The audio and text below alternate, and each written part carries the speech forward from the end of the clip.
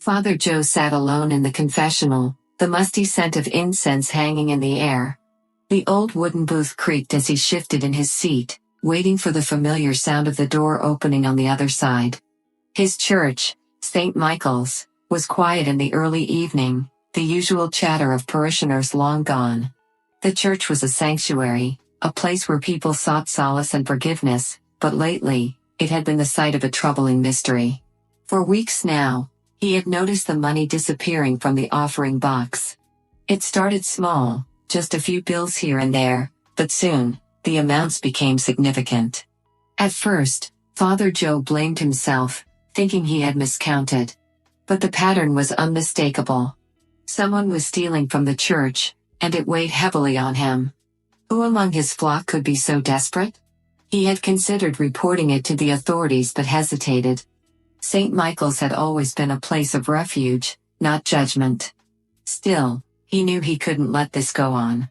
The door creaked open, pulling Father Joe from his thoughts. He strained to hear the footsteps, a light, hesitant tread. A child's tread.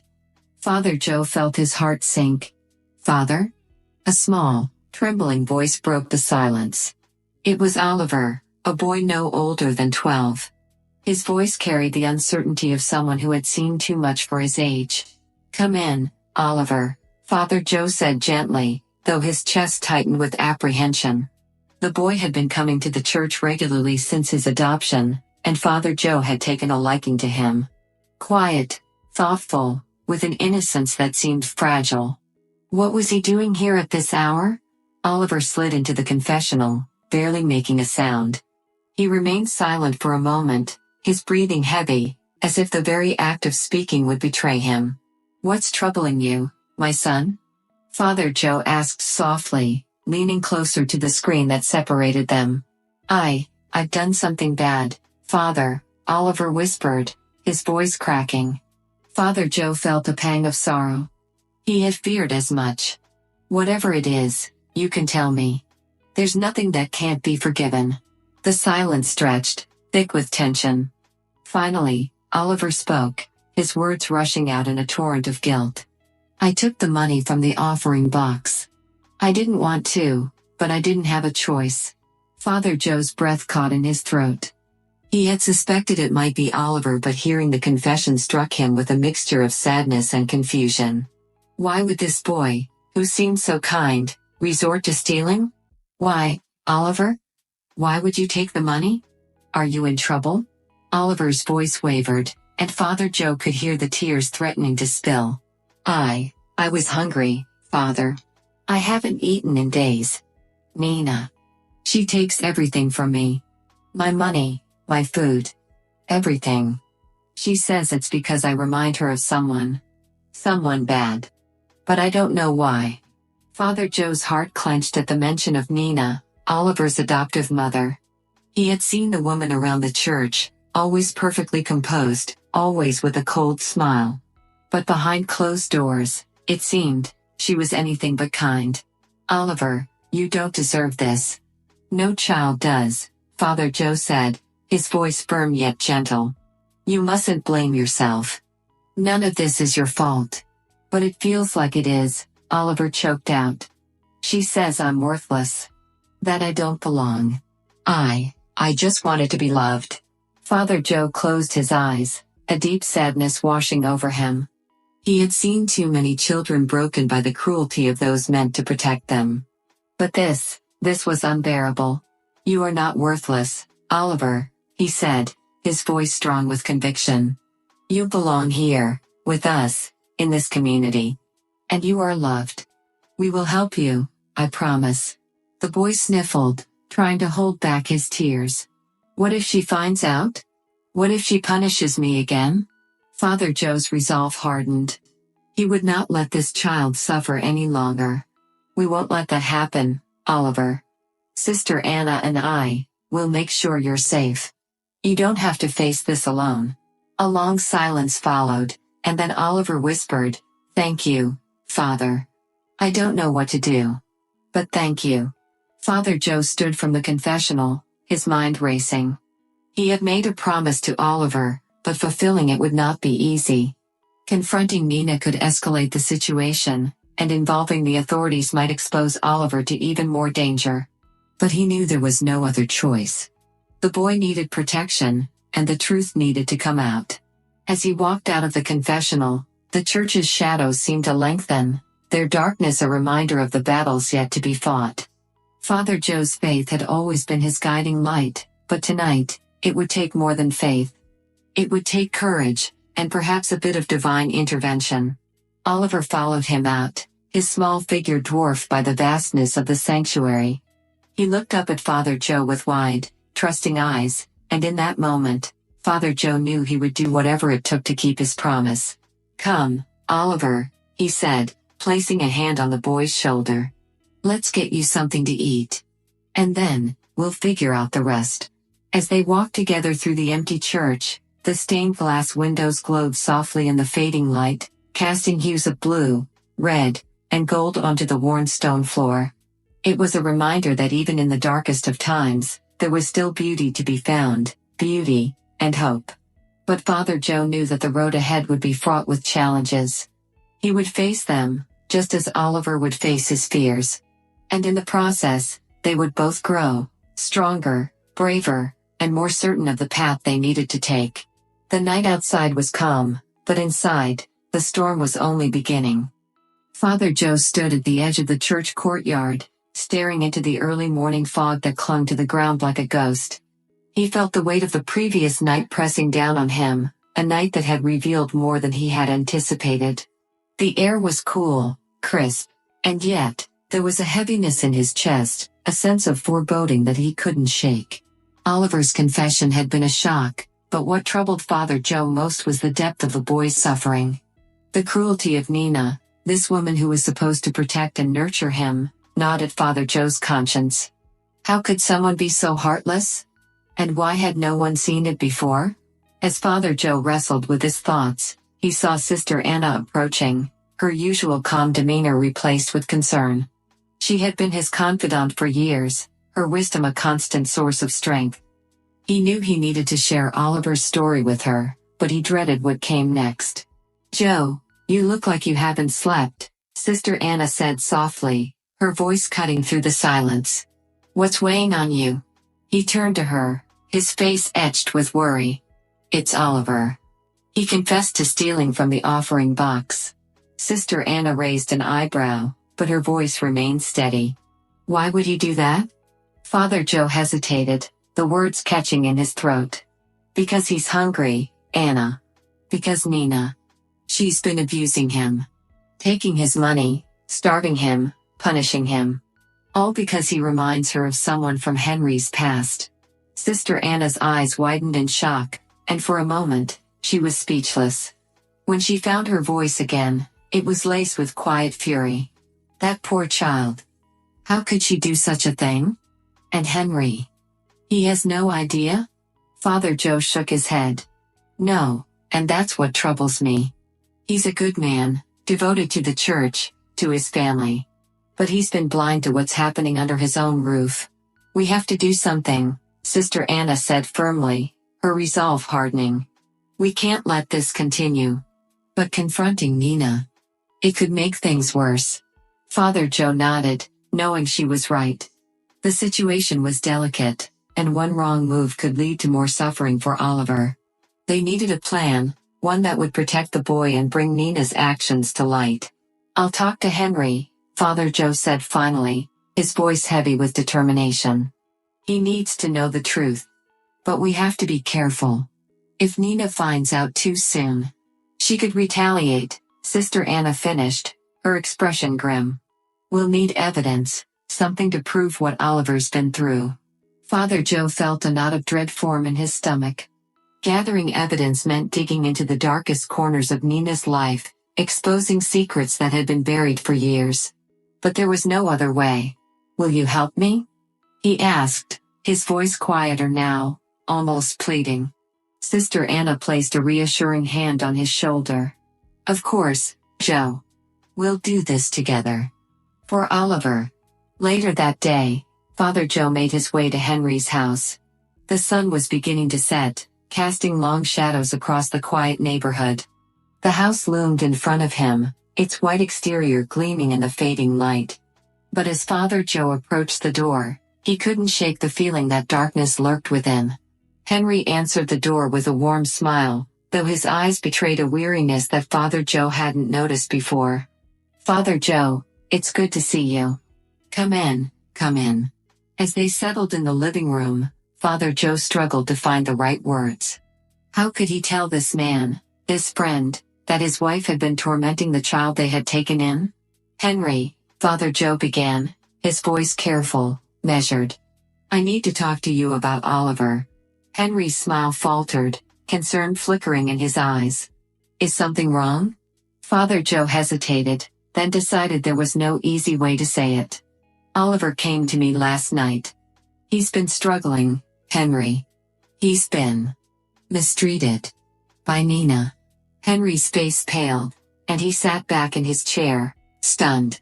"What? What do you mean?" Father Joe spoke slowly, carefully recounting what Oliver had confessed. As the words poured out, he watched the devastation unfold on Henry's face. The man looked like he had been punched in the gut, his hands trembling as he tried to process the truth. "I don't understand," Henry whispered, his voice barely audible. "Nina. She couldn't do that. Not to a child." "I know it's hard to believe," Father Joe said gently. "But Oliver's story. It's real. And it's tearing him apart." Henry buried his face in his hands, struggling to hold back tears. "How could I not see it? How could I be so blind?" "It's not your fault," Father Joe assured him, though he knew the words would offer little comfort. "People hide things, Henry. They wear masks. But now that you know, you can help him."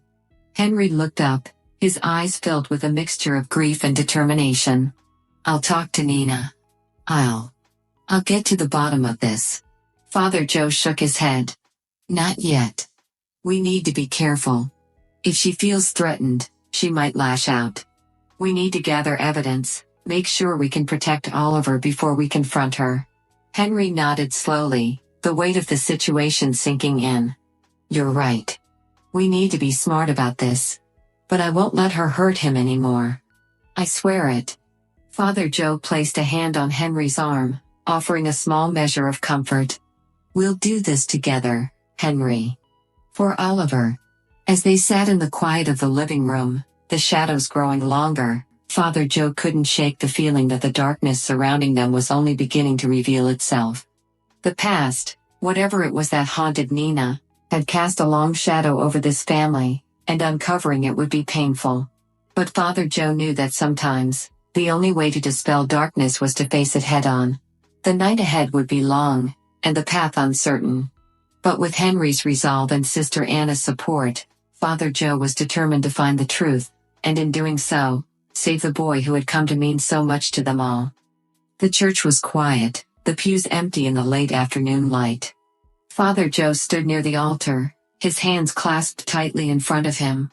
He had always found solace here, in the sacred space where faith and life intertwined.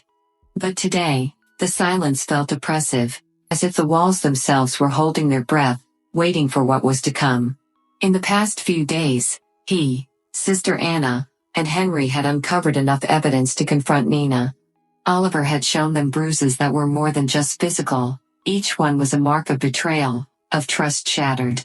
Sister Anna had carefully documented everything, gathering witness statements from neighbors who had heard the shouting, seen the neglect. It was more than enough to take to the authorities, but first, they needed to confront Nina face to face. The door creaked open, and Father Joe turned to see Henry step into the sanctuary, his face drawn and pale. He had aged in the past week, the weight of guilt and responsibility pressing down on him. But there was also a new determination in his eyes, a fire that had been ignited by the need to protect his son. "Are you ready?" Father Joe asked quietly. Henry nodded, though his hands trembled. "I have to be. For Oliver." Father Joe placed a reassuring hand on Henry's shoulder. "You're doing the right thing. This will be hard, but it's necessary. Remember that." Henry swallowed hard. I don't know what I'll do if she denies it. if she tries to. We'll be there with you, Father Joe said firmly. She won't be able to hide from the truth. Just then, Sister Anna entered, her eyes sharp and focused. She carried a folder, thick with evidence, that she placed on the altar as if it were a sacred offering. It's time, she said, her voice steady. She's waiting in the rectory. Father Joe nodded and gestured for Henry to follow. As they walked down the hallway, the air grew heavier, and the tension thickened with each step. When they reached the rectory, Father Joe hesitated, his hand hovering over the door handle. This was the moment of reckoning, a confrontation that would change everything. He opened the door, and they stepped inside. Nina was seated at the small wooden table, her back straight, her expression calm, too calm. She looked up as they entered, her eyes narrowing slightly at the sight of Henry and Father Joe together. "Nina," Henry began, his voice cracking slightly. "We need to talk." She tilted her head, a slight smirk playing on her lips. "About what, Henry? More church business? Or are you here to lecture me on being a good wife?" Father Joe felt the tension in Henry's posture, saw the pain flash across his face. But Henry stood firm, refusing to let Nina's words get under his skin. "This isn't about us," Henry said, his voice steadying. "This is about Oliver." For the first time, a flicker of uncertainty crossed Nina's face. She quickly masked it, but Father Joe caught the subtle shift. "What about him?" she asked, her tone dismissive. "He's a child. What could he possibly have to do with this?" "You've been hurting him, Nina," Henry said, his voice breaking the silence like a hammer striking stone. "We know what you've done." Nina's eyes flashed with anger, but she kept her voice controlled. "I've done nothing but try to discipline that boy. He's unruly, disrespectful, someone had to teach him manners." Father Joe stepped forward, his presence a calm but unyielding force. "Discipline is not what we've seen, Nina. What you've done goes far beyond that. It's abuse, plain and simple." Nina scoffed, crossing her arms. "You don't know what you're talking about. You're just listening to the lies of a troubled boy." Sister Anna, who had remained silent until now, stepped forward, placing the folder on the table in front of Nina. "These aren't lies. They're facts. Witness statements, photographs, records. It's all here. You can't deny what's right in front of you." Nina's eyes flicked to the folder, and for a moment, her mask slipped. Panic flashed in her eyes, and her breath quickened. But she quickly regained her composure, leaning back in her chair with an air of defiance. "So what if I disciplined him? He's not even my child. He's the product of your infidelity, Henry," she spat, her voice venomous. "You brought this on yourself." The room went still, the revelation hanging in the air like a poisonous cloud. Henry staggered back, as if struck, his face ashen. Father Joe reached out to steady him, but Henry shook his head, regaining his balance. "That doesn't change what you've done," Henry said, his voice shaking but resolute. "Whether he's my biological son or not, he's still a child. A child who deserves love, care, and protection, not the cruelty you've shown him." Nina stood abruptly, her chair scraping against the floor. "You think you're so righteous, don't you, Henry? You think you can judge me? Well, let me tell you something, you're just as guilty. You're the one who's been absent, who's ignored what's happening in your own home. You let this happen." Father Joe stepped between them, his voice calm but firm. "Nina, this isn't about blame. It's about doing what's right from this point forward. We've spoken to the authorities. They'll be here soon." Nina's face crumpled, her bravado finally shattering. You can't do this. Henry, please."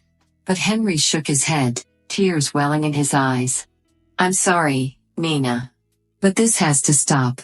As the sound of sirens echoed in the distance, Father Joe felt a strange mix of sorrow and relief. The reckoning had come, not just for Nina, but for all of them. This moment would mark the end of one chapter and the beginning of another. In the days that followed, Oliver was placed in Henry's custody.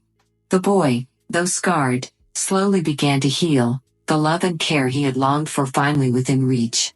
Father Joe watched as Henry, now fully aware of his responsibilities, stepped into his role as a father with newfound strength and compassion.